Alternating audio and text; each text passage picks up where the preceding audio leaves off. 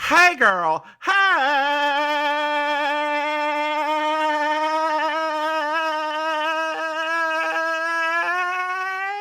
And welcome to our first episode, girl, of a podcast ever. It's not. It's not. But No, we are finally getting together and recording our first episode of Where's Dorothy? Yep. Aren't you excited? I am excited because I wanted to do Golden Girls, but you said that was too basic. So I'm excited that we at least get to do something that's Golden Girls adjacent. I didn't say it was too basic. I said it was very basic. So yeah, I was excited that we could at least do something that's at least adjacent to it. Yeah. So yeah, I'm excited. So, and I was like, this is Hulu just decided to throw this upon us. What a gift. And the timing of it couldn't have been even better, right? I the know. Timing of it. Well, or worse, depending on how you look at it. I mean, better for Hulu. Better for Hulu, yeah. With Betty White's passing. Yep. Dear listeners, for those of you that don't know, Golden Palace is a show that is a spinoff of Golden Girls. It involves three of the main cast characters, and then add Cheech Marin as the cook, Don Cheadle as the sort of head of house manager, and an obnoxious kid as an obnoxious kid. Because the 80s always had obnoxious kid actors. They did. So at first I had to look him up because I actually when I went to Wake Forest University for a hot second. Okay. I was in class with the youngest kid from Don't Tell Mom the Babysitter's Dead. Oh, wow. He lost his virginity to Jodie Sweetin. Oh. Yeah. Wow. So yeah, there's, according to him now, please, Jodie, do not come after me. I do not know for certain. This is according to him. He lost his virginity to you. And if he hears me, he won't remember me. So you know what, girl? And are you sure he won't? I mean, you're a pretty memorable person. I was so high during that time. And he didn't hang out very much with us. He had a very raspy voice. Oh, you're like this. He was almost a murderer in Murder, She Wrote. I was gonna say, was he the killer in Murder, She Wrote? Well, maybe, as soon as it did, I was like, wait. Before we get into this, why don't you tell our new listeners, because the new listeners may not know us from our other two podcasts, Mims and Maim Baking Sugar, which is a Designing Women podcast, or Mims and Maim You Slay Me, which is a Murder, She Wrote podcast. So, Auntie Maim, why don't you tell our dear listeners about yourself? Cool. Yes. So my name's Auntie Maim. I'm a drag performer / improv comic down here in Miami, Florida. I enjoy all things retro. I enjoy pop culture and everything gay, which is why we do these podcasts very specifically about these super gay shows from our past. Because we are real gay. I've known my co-host, the Divine Miss Mims, now for 36 years?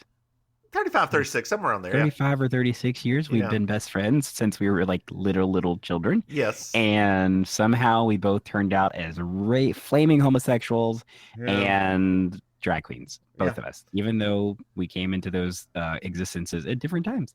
That's right. And I am the Divine Miss Mims. I am here in Raleigh, North Kakalaki. Kakalaki. I have been doing Carolina, for just in case people don't know that. Yeah. We call it North Kakalaki. If you're in the know, you're in the know. I've been doing drag, or I did drag back in like the early or the mid-aughts, or I guess 2010 was when I was really doing it. Had a stint at Flex for a while doing trailer park drag. I sort of fell out of it because staying up late and having a full-time job. By the way, dear listeners, this is not our full-time job. So No. having a 9 to 5 job and doing drag was a lot. So I semi-retired.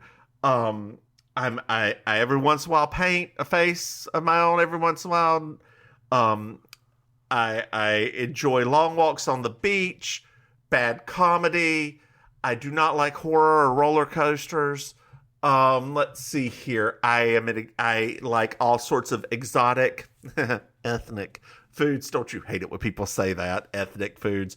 What's your sign? I'm a Taurus. I'm stubborn and strong and full of shit. And what's your sign, girl? I'm a Capricorn, the one that no one cares about. Yeah, that's it. When were you born? January 15th. Well, you didn't have to give the actual date. So let's see here. 9 months before January is, let's see here, 12, 13 minus 9 is 4. So you're an Easter baby. Yay! Celebrate the Lord coming back. Oh my Lord, your parents probably went to church, got filled with the Spirit, and then Miss Mama Maim. I do apologize for that. I let it out her name. I do apologize. It's just because she has the best name. It's just because her name's so perfect. Oh, goodness. Anyway, Mama Maim, I think it's hilarious that you had an Easter baby. I was born in April, so let's see here. That's 12 plus 4, that's 16 minus 9. 16 minus 9 is, what is 16 minus 9? Good Lord. 7, so I was a July 4th baby. Happy Independence Day. Happy Independence Day. Let freedom ring! Little Martina McBride for you right there. I love that.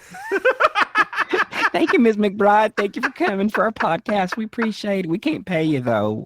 We're going to send you off with some thoughts and prayers. Thank you, Thoughts and prayers. Dear listeners, we will go ahead and warn you that we are very liberal. We talk about sex. We talk about drugs. We talk about rock and roll. Gay stuff. We are drag queens. We are pro-vaccination. So if you have a problem with that, please don't listen. Just go over to Joe Rogan. He'll be happy to have you on his. He'll be happy to have you. He will be happy. The one man single-handedly taking down Spotify. That's exactly right. I do have a controversial yet brave opinion on that. Ooh, okay. My controversial yet brave opinion is Spotify should not fire him unless he violates the contract of the user contract or whatever. However, if he's not violating the user contract, Spotify needs to update the user contract. So it's twofold. It's don't fire him, but change it to where you can fire him. I mean, no matter what, it is literally the single most popular podcast in the world on their platform. Yes. I mean, I don't understand why, because I think he's gross, but I never have listened to a single. I never liked him. Like, I never thought he was interesting, and he was my least favorite part of news radio. I was gonna say he was the worst part of news radio. Yeah, like Phil Hartman, and what's his name? Dave, last name from Kids in the Hall. Yeah, what's his last name? Oh gosh. Yeah, there you go. What is his last name? I just remember his name on the show. Yeah. Oh no. He was divorced and got reamed by his ex-wife. Like, so much money owed. It could have been worse. It could have been what happened with Phil Hartman's wife. Yes. I mean, yes, that is very, very true. It could have been worse. I mean, good Lord, we went right for the jugular right there, didn't we? I was just thinking when you said that, I was like, perspective. It's perspective, okay. Honey, perspective. Okay. Dear listeners, I promise you, we're not normally this glum and are we glum? We're not. I said we aren't usually this glum. We aren't usually this glum. Well, I mean, we just started talking about Rogan and just got us all true. So we should be talking about old ladies buying a hotel in Miami. That is absolutely true. We should be talking about old ladies buying a hotel in Miami.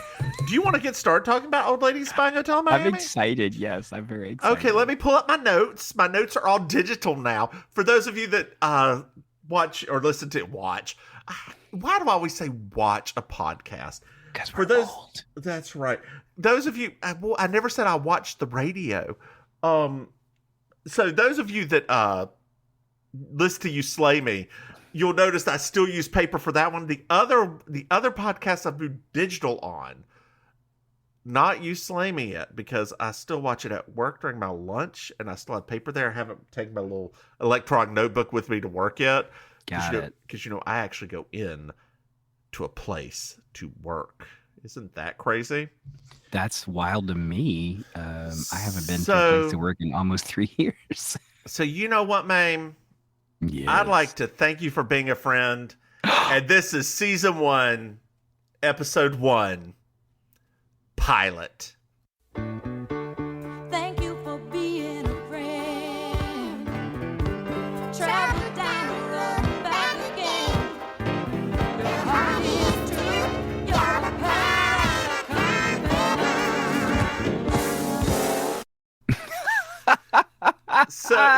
So we start off not thank you for being a friend. No, not like that, but thank you for being a friend.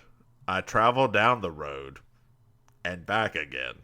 I felt triggered by the theme song now because it reminded me of my old ex and his parents that used to go beach dancing in Myrtle Beach. Oh my God. So in retrospect of this theme song, we're going to talk about this theme song for a second because it is a travesty what they did to this. Why didn't they do a salsa version? Like, they're in Miami. It's a new hotel.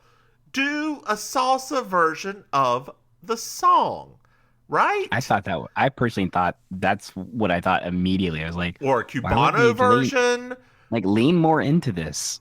Yeah, like could you imagine just for one moment if when this show first got started, we heard the divine Gloria Estefan and the Miami Sound Machine do this theme song? That.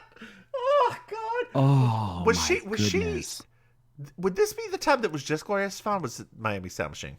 Heat Machine. I mean, Sound Machine? It was Heat Machine. No, this was Gloria Estefan time, Okay. but I mean, she still played with them occasionally because remember, her husband was in Miami Sound Machine. That's as well, right. so. That's right. Was this before or after the bus accident? This was before. Okay. Mama. Yes. Oh, yes. Oh. I'm sorry, audience, that you had to hear that just now. Dear listeners, Mims having a stroke. Dear listeners, I love a little bit of Gloria Estefan and Turn the Beat Around. A little bit. Turn the Beat Around rocked my damn world. And then that was your exposure song. That was your exposure song. No, that wasn't Turn the Beat Around. That was the other one. That was oh God, what was the one with all the drag queens in it? Everlasting Love. Everlasting Love. I would say both of those were your exposure songs. Technically, God. that little moment of Gloria Estefan was your entire exposure. That's we all true. have exposure moments, right? That's Mine true. was Marilyn Monroe, Diamonds Are a Girl's Best Friend, performing that at age 7. God. And I don't think I ever performed either one of those songs when I did drag. What? I know. It's because they are very long. I do Diamonds Are a Girl's Best Friend at karaoke all the time. That's one of my tipping songs. I do that one a lot. Well, karaoke's one thing. Performing something in drag, it should not be beyond, I have a controversial yet brave opinion, beyond 3 minutes, 30 seconds long. Whoa. Then you would never book me. Why would you do anything longer? Down here, almost everybody does like 4 or 5 minute songs. Yeah. You know why? Because you're selfish. Get those bitches off the stage and move on to the next one as fast as possible. The more bitches, the better rotation. You can have 3 songs to just 2. Well, technically, I do a lot more of the conceptual drag art shows here, so it's not the same as like a standard. I've seen conceptual shit done in 2 minutes, 30 seconds. You can get it done. You just have to have a better concept. Ooh. That was a burn. I apologize That for was that. such a burn. That was That was mean. for. I apologize for that. Wow. There's a witch somewhere on fire is what's happened right there. I Wow, do what just apologize. happened? That was much. So we're in their old home. It's empty. It's empty and it's being sold. Ugh, I hate it. And there are lots of buff men moving things out. Very tall men too. I guess they wanted to make sure Tall and they stuck out. buff. Yeah, and there's lots of jokes. There's lots of jokes going on. And there's reminiscing about dear listeners, I watched this thing the first time like 3 weeks ago, the second time about 3 weeks ago, and I did not rewatch it. I apologize. There's only so many times I can watch episodes of this, so it may be a little lacking in the memory. Basically just told the audience that we were supposed to record this 3 weeks ago. Oh yeah, dear listeners. We are Stuff kept coming up. yeah. And we Life. and yeah, we didn't want to. So not because of y'all, but because of us. Yep. It's So not you. It's us. There's a lot of reminiscing about. I was a little upset because, I guess because we were spoiled by that time period that I thought the reminiscing would be accompanied by actual like clips. Yeah. And I was kind of like, this is not as effective when they just talk about it. Well, I wonder if B. Arthur said, no, I am done. You can't use a single film, like a single shot with me. She wouldn't do that, would she? Actually, I take Maybe. that back. I think Like, she might. Yeah. she So might. interesting story. Star Trek Deep Space Nine. Okay. Okay. There's a character. Can I ruin something for you if you haven't watched it? Sure. Are you sure? Yes. So one of the main characters, Jadzia Dax, okay, Yes. dies. I think It, I've like- gotten to that already. It's I'm in not like mistaken. it's like toward the end. It's like season 5, season 6. Oh wait, maybe I haven't. She Um, almost dies a couple of times. She almost dies a couple times, but she dies, and she did not renew her contract. Rick Berman was an asshole to her, right? Very sexist asshole to her. Okay. She moved on to Becker for a couple seasons after that. Okay. But she did not renew her contract, but she did make sure in her contract that she had the rights to her image. So at the very end, when they're doing the retrospect, they cannot show her dying. They can't show a single thing that involves her. They just have because she's a trill, the character keeps going in a different body. Right. But images of her, not shown. Oh, It that's is the interesting. most, and they wouldn't pay the money to put it in because What a boss move. Yeah, it was. So we found out that Blanche is making some jokes and is very progressive about who she slept with, like an Indian rights activist. I remember that. That was really this moment did not age well. No, it did not. I don't think it was good at the time, probably. And Rose just can't leave. She can't leave. Betty White can't leave. She just cannot leave. It was my favorite part. She's having a panic attack. And she's like, we put all this money into this hotel that we just bought. What if it falls apart? They don't know how to run a hotel. They just know how to run a house, whatever that means. And then they all get carried out on a couch. Mm-hmm. So, yeah, that's the last time we ever see their lovely, wonderful house. That was a nice little bow. I thought, well, at the very end with Yeah. them being carried out, I thought that was a nice little bow. It was Such a nice. old Hollywood bow, Yes. like that's not something that would happen in modern anything. No. Oh, Rue McClanahan. I love Rue McClanahan. I love Betty White. I love Estelle Getty. I love all three of them. Why did you say yes to this? I mean, it's not. I mean, Golden Girls. I think it wasn't even like that. It wasn't like super down in the ratings. It was just. I mean, it was just. I think B. Arthur Arthur's wanted to done. go. Yeah. She just She wanted to was go. done. So it makes sense. Matt Baum, I believe that's his name, did a very interesting YouTube thing about Golden Girls. I highly suggest it. I highly suggest you guys go out and watch it. It talks about the gay stuff and how Golden Girls was so important to the gay community and that sort of thing. Highly suggest you go out and watch it. Okay? Just throwing that out there. I thought you were going to say something funny. No. There's nothing funny in this show. Oh, no. I don't mean our show. I mean Golden Palace. I got you. No, I understand now. I get it. So now we meet Oliver and Roland. Oliver is the annoying kid. Don Cheadle is Roland. And we find out that Roland is Oliver's foster parent, right? Mm-hmm. Which I think is a very good dynamic. I like it, the dynamic. Yeah. I think it's very interesting because it puts it's actually very progressive because it puts a black man as the single father for a white Latino child. No, he's just white, dear. He's just white. Okay, he's just white. I didn't know if they were trying to play him be Latino. You never know. No, he's just white. He's just white. And I find it very interesting. Oliver's like, well, what if the new owners don't like you and they kick us out? We'll be out on the street. Oh my God. Oh my God. Oh my God. And Roland's like, we won't be out on the street. And even if we are, we will figure it out. Right? It's very sweet. It's very sweet. It was unusual. You're right. It was a little bit strange. Yeah. That you're like, it's what? A little bit funny. Oh, Lord. Yeah. Is that it? Oh, man. That's well, because the next side's that feeling inside, and that doesn't sound right talking about a child. So Blanche, Rose, and Sophia enter. There's a little back and forth with Roland and Blanche about who they are and all this kind of stuff, and Roland finds out they're the new owners. I like how you were waving your arms just now. You're like feigning excitement. Yeah, they're the new owners. Yay! Only 23 more episodes after this one. Dear listeners, we have talked about finding other 1 to 2 season TV shows to watch after this. We'll see if we can come up with something else after this.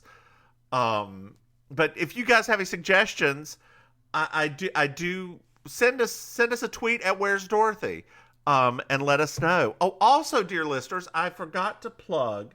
We have a Patreon.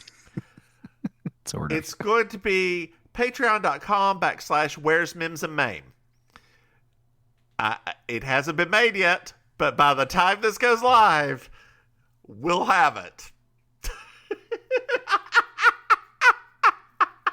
Maybe we should just do like a centralized. Well, see, I thought about that.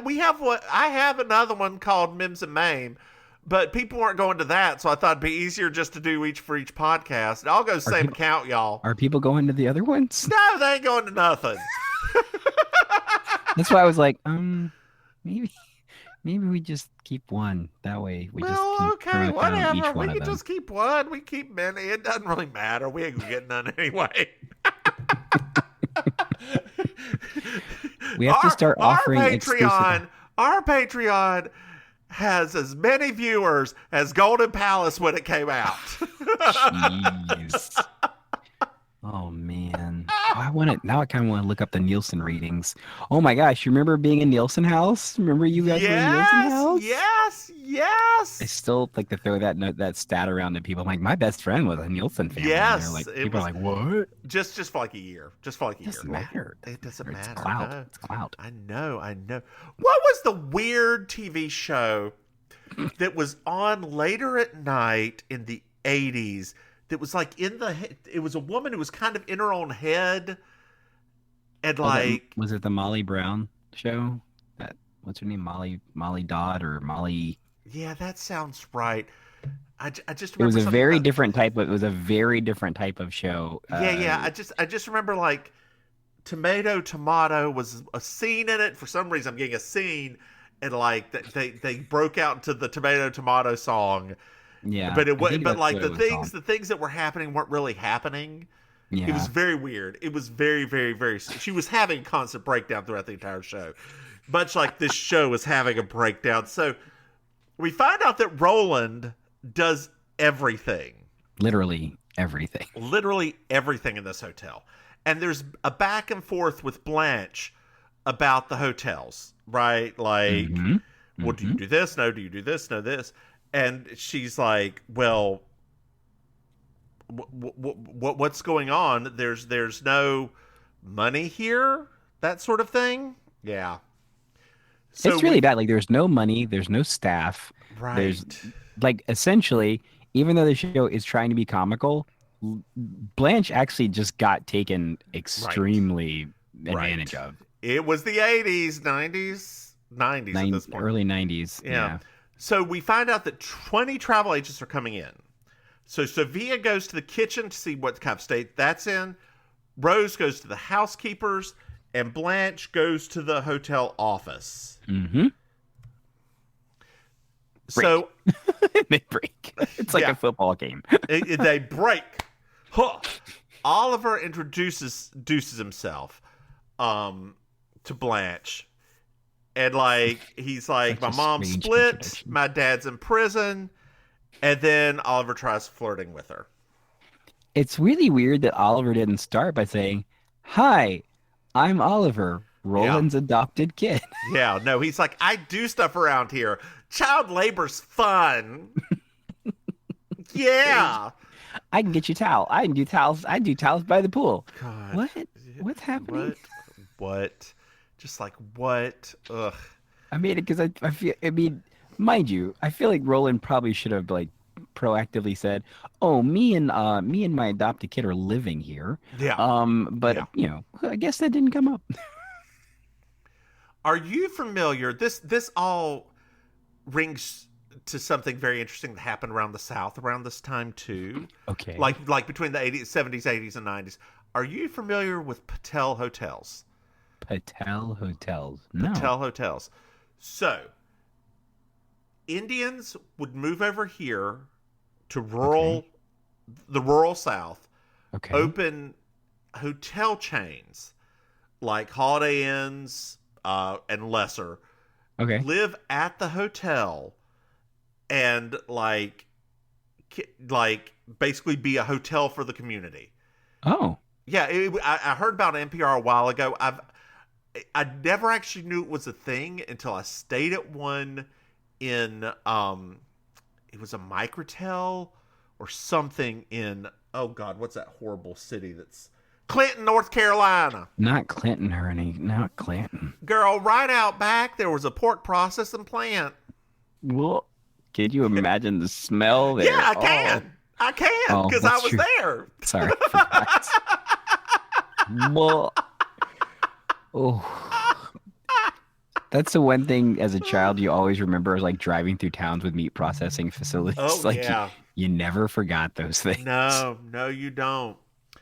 So we go into the kitchen and we meet Chuy Castillas, who is played comedy by icon, Cheech Marin. Is he actually a comedy icon? Yes. Okay. Cheech and Chong are considered iconic. What are you talking about? Well, no, I meant what is he most known for? Is he most known for that or Miami Vice? I mean, no. I mean, Y50. I mean, technically, Cheech, like, he basically, I mean, of the two of them, he's the one that kept up the comedic acting the whole time. That's true. Like, That's true. Tommy kind of like just smoked a lot and just kept finding himself in the middle of the wilderness. Yeah, that's great. So there's some sexism about Mexicans. Yeah. That's sexism. Racism about Mexicans. God. Racism about Mexicans. About angry Mexicans. There we go. And Sophia's like, in my kitchen, we cook Italian. And then there's applause. Yes. There was major applause, which was kind of racist. Kind of. It was really weird because I thought to myself just for a split second, I was like, this is uncomfortable. Yeah. So Chewy walks out. As you would. Yeah. I mean, right? Like you just told me we're cooking Italian here, and you're not even Italian, Mrs. Stelghetti. So what's going on? Now, what was really strange to me, obviously, much like our Gloria Estefan comment earlier in the broadcast, is you're on Miami Beach. You're in the Latin capital of the United States, and the chief culture there is Cuban. Oh, and not only that, you are in one of the famous Art Deco hotels too, right? Yes, you are close to Little Havana. Of all of the food options to pick, why would they even have Mexican as the main food? I don't know. Or Italian food, because I don't know. I could see it being like I could see it be the better joke to me. The better joke is if he is a up and coming Mexican chef who does 1920s Americana steakhouse. Oh, that would be a funny joke. Like what do you like? Sophia's like, well, get your tortillas out of my kitchen. I mean, no, that's a little racist, but compared to what it is, it's less racist than what we've gone through. Right. If like Sophia had come into the kitchen kind of being like low-key grandma racist, and he's like, I don't even cook that. Yeah. That would have been a great joke. Or like, what's this salsa? Well, it's my gravy for the mashed potatoes.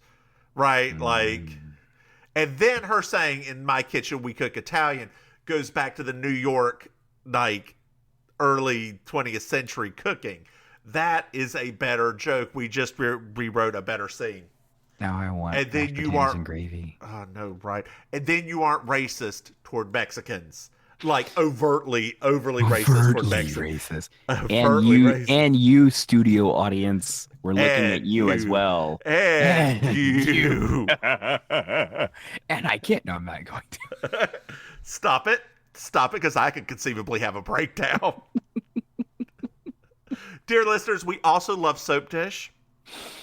It is perhaps our most influential.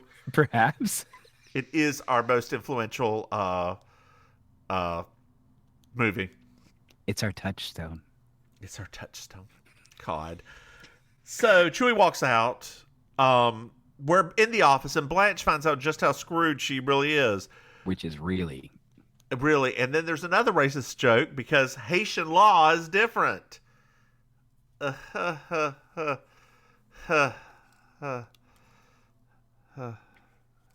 was a bad time for that one too, because that's also the time when a lot of Haitians were trying to get to the country because they were having a lot of problems. Oh yeah. And we also find out that all the profits that the hotel has said the previous owners were fake. They just fired everybody, so they inflated the profits. Like they are hanging on a thread. Next page of notes. The travel agents that are coming are going to make or break the hotel. So now we've got conflict, right? Why are you laying it out like that? Now we've got conflict. Oh God. What is this? Only kind of chain I was ever Oh God. What? So took me a minute to read my notes here. So the previous owners also told Roland that the new owners used to run a hotel chain. Yes. To which Blanche said, the only kind of chain I was ever part of, I'm not going to tell you about. That's the joke. That is the best joke of the entire episode. I will say the Blanche jokes actually in this one were far dirty. Like they got dirty. Yeah, they did. Really, like immediately. They did. Yeah, it wasn't even like the old like wink wink dirty. It was like just dirty. So Blanche walks into the kitchen and's like, y'all, we have a problem.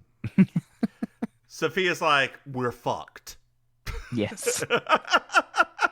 Rose says, I wish Dorothy was here so she could beat the shit out of you, Blanche. Yeah. And Blanche is like, I thought that was the funniest joke of the show. I will say this about Betty White.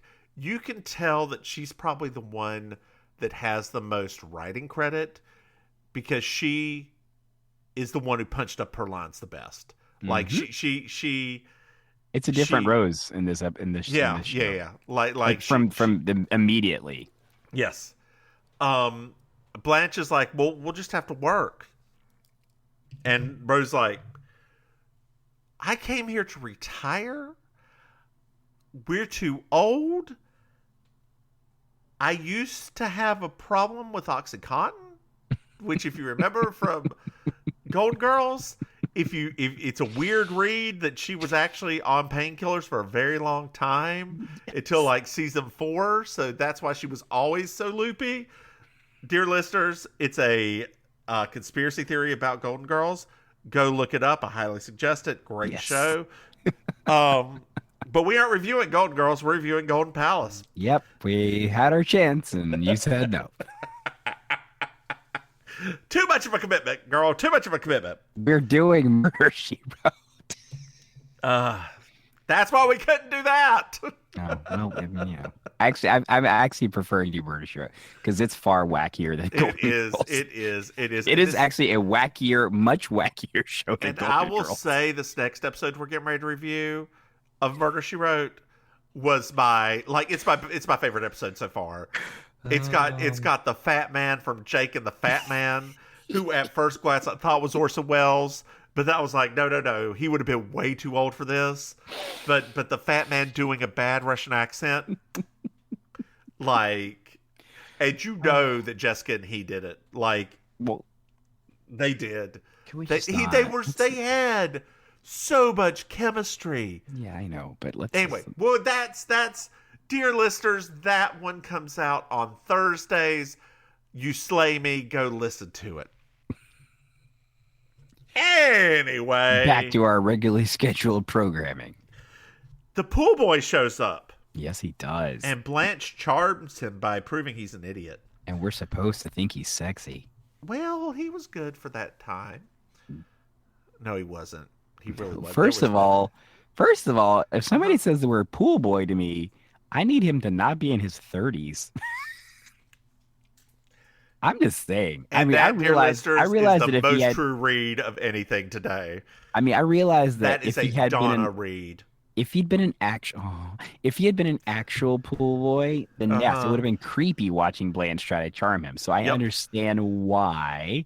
But if they had just called him the maintenance guy or something like that, not the pool boy, y'all, come on. So during all of this, Sophia is behind her, just going, tramp, slut, tramp. She's not even trying hard anymore. She's not even being clever anymore. No, she's not. She's just out, blunt, like, not subtle. Not subtle. There's nothing. She's just being mean. So later on, we're at the restaurant. And Sophia is cooking all the food, right? Mm-hmm. A pork chop gets sent back. Sophia turns it over, gives it back to him, and like, anytime you need something here, just tell him, I'm Sophia, I'm the chef. I got you, boo.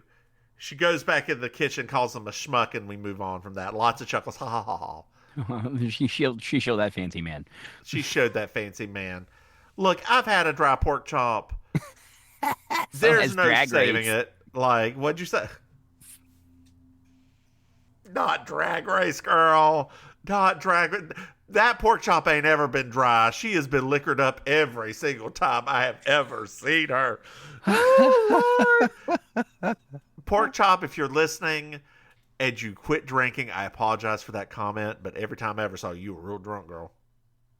Real drunk. Like she seen you fall off the stage. So girl. Moist. Seen you fall off the stage. Just right on off, and got back up in that little leotard you were wearing, and kept right on dancing. Fall off a stage once. Who was it? Me? Because I wasn't drunk, no. but I probably did it. No, it was Chi LaRue. When Chi LaRue was DJing down here, she fell off the stage and knocked all of her equipment off with her. Jesus Christ!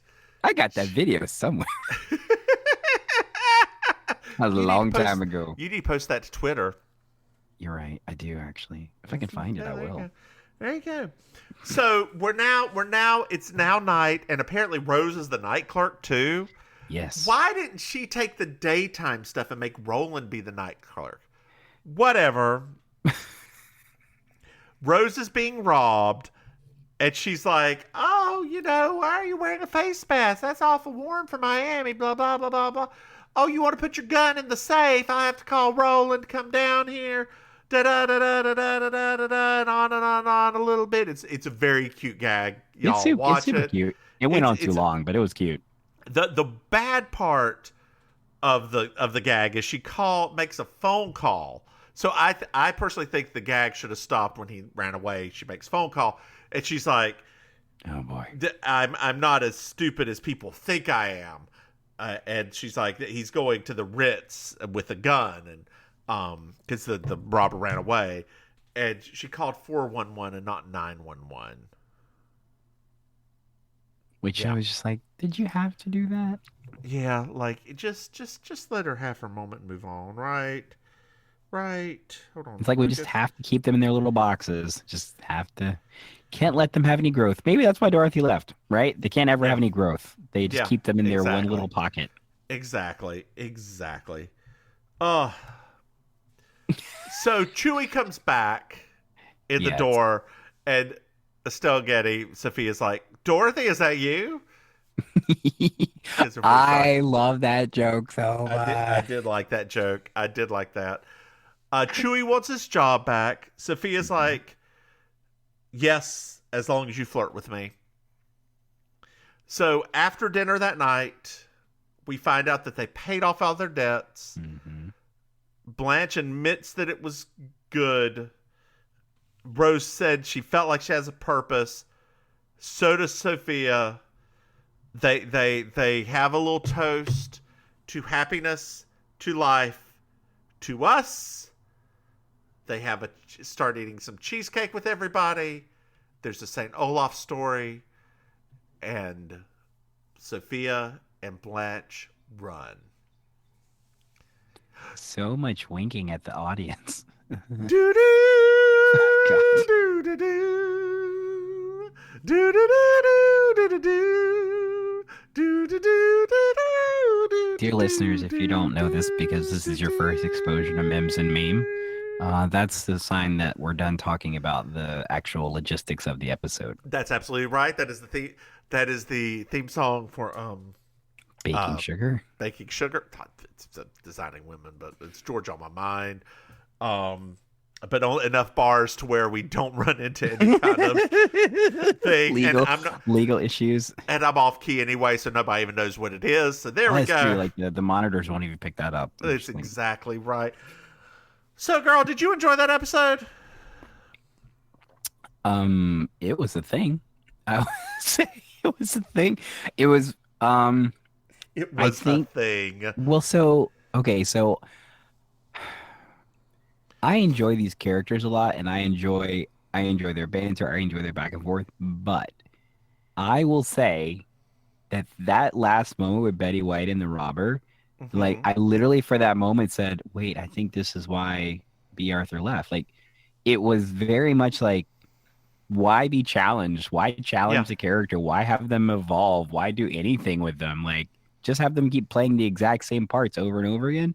And we know that B. Arthur is not from that school. So, Rue and Betty were both from they're old school. They'll do whatever. Like, cool, sitcom is going to call for this. I'll be the, like Sue Ellen was the same character the whole time on Mary Tyler Moore. It's true. So it's like, I kind of got it. I mean, it's fun in that way of like just seeing some newer kinds of jokes, but it was fine. It was fine for like a starter episode. It was a better pilot than Designing Women. Oh, girl. I'll give it that. Girl. But it was the jokes were trying to be slightly different, but they weren't different enough. And they like the premise, like it pieces didn't make sense, right? Like it was, they tried, but it didn't quite make sense together. Yeah. Right? Like Why don't they show the girls' living quarters? Why like why are you in why have Chewie leave? Right? Except for racism. Why have that much conflict there? Why not the conflict just be the whole team has to band together to get the travel agents to stay? I would have loved to have seen Chewie and Sophia in the kitchen at the same time fighting it Yes. out for dinner service. Yes. Well, That would this have been one, amazing. This one wants the tacos. This one wants the lasagna. This. Or again, going back to my like New York thing, this one wants the steak and potatoes. This one wants the lasagna. Oh, we can make it like a New York themed restaurant, and then you bring in a New York jazz band and just do that. Like something. Oh, God, Just something. You know, it is what it is. I mean, you know, it definitely. I think for me, I think the thing that was the most disappointing part is that, considering that this was a spin-off, this felt too much like a pilot. It's true. Right? It's true. Spin-offs are supposed to feel like, cool, we're just spinning, like literally, like let's just follow these characters now. Like Frasier, right? Right, like Frasier, right? Like let's just follow them. But like this was just like it was like starting over again. Yeah. Even for them, it felt like they were starting over again, kind of like, you know, the Sophia thing with like Blanche, like her just kind of like saying slut. Boom. I'm like, it's like your insults had gotten so much more clever. Yes. Over the course of the show. But I will say this: I have eaten at that Sheridan restaurant in Myrtle Beach before. It was designed like a Sheridan from the mid '90s, and oh God, like the decor on the inside doesn't even feel like one of those hotels. No, like that's not what they look like.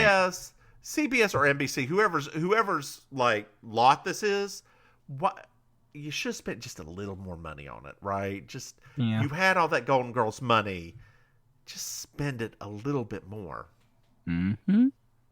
Yeah. 'Cause especially then, like, I mean, I know this now just from living here, but like that time period, that was like peak Miami time. So like it wasn't like homely. Like that's when like Miami was like really rolling. Miami.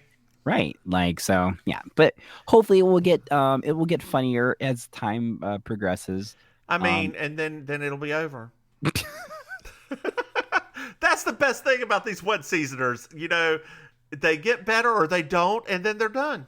That's true. Right? Like, it doesn't have to get better because there's only going to be 24 episodes of it. I mean, I dear listeners, I say all this. I did not enjoy this, right? No, like, I thought it was fine. It was just... It was completely fine. Would I watch it again? Probably not. Absolutely But did I mind watching it? A little. But that's mostly because it was a pilot. That's mostly because it was a pilot. Pilots, like I said, it's purely, for me, like, it really was just I think that is so... Especially if listeners are younger than us, right? They're not going to understand, especially like how prolific spinoffs used to be.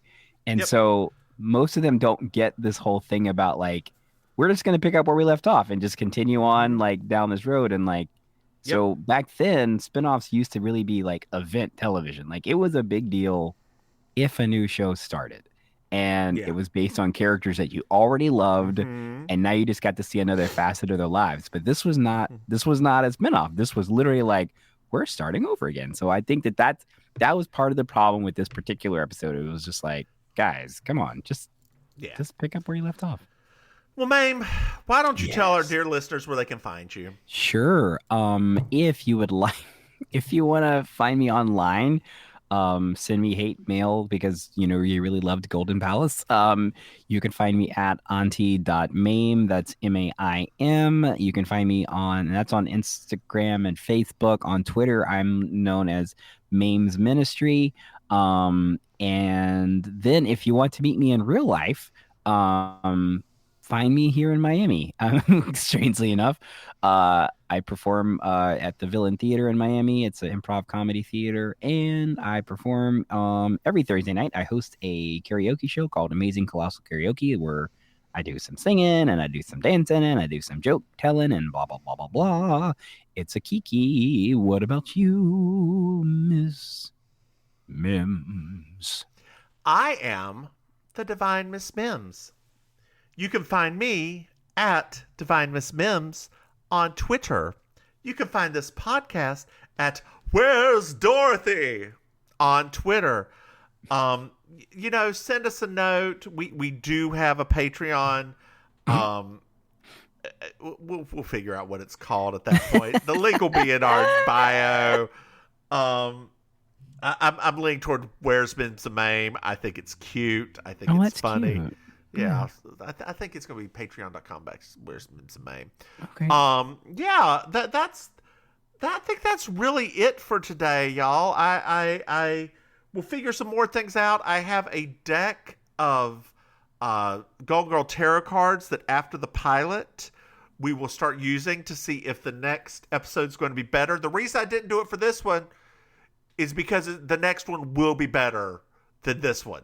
I have full confidence that the next episode will be better than a pilot. That's why I did not do that for this. It's all based on confidence. That's all based on confidence, y'all. Anyway, Maim, I think we've done enough of this. Say goodnight, Maim. Good night, Maim. Bye, y'all.